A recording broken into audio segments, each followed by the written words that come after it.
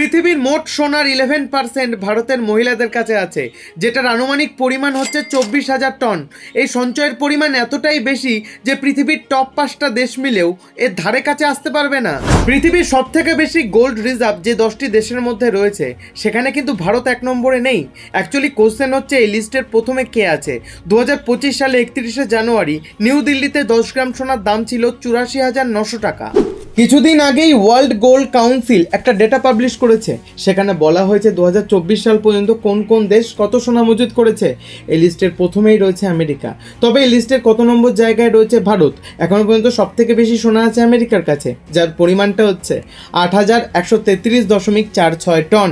এই লিস্টের দ্বিতীয় নম্বর জায়গায় রয়েছে জার্মানি, যাদের কাছে সোনা রিজার্ভের পরিমাণটা হচ্ছে 3,351.53 টন। এই লিস্টের 3 নম্বর জায়গায় রয়েছে ইটালি, যাদের সোনা রিজার্ভের পরিমাণটা হচ্ছে 2,451.84 টন। এই লিস্টে 4 নম্বরে রয়েছে ফ্রান্স, যাদের মোট সোনার পরিমাণ 2,436.97 টন। এই লিস্টের 5 নম্বরে রয়েছে রাশিয়া, যাদের মোট সোনার পরিমাণ 2,335.85 টন। এই লিস্টে 6 নম্বরে রয়েছে চীন, যাদের মোট সোনার পরিমাণ 2,246.32 টন। এই লিস্টের 7 নম্বরে রয়েছে জাপান, যাদের মোট সোনার পরিমাণ 845.98 টন। এই লিস্টের 8 নম্বর পজিশনে রয়েছে আমাদের সকলের প্রিয় ভারতবর্ষ, যাদের মোট সোনার পরিমাণ 840.76 টন। এই লিস্টে 9 আর 10 নম্বর পজিশনে রয়েছে যথাক্রমে নেদারল্যান্ড আর তুরস্ক, যাদের সোনার পরিমাণ 612.45 টন, আর তুরস্কের সোনার পরিমাণ 584.93 টন।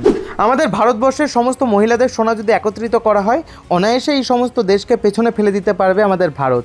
আর ভারতবর্ষের সমস্ত বড় বড় মন্দিরে যত সোনা আছে তার কথা তো বাদই দিলাম। কেমন লাগলো আজকের ভিডিওটা? কমেন্ট করে জানাও।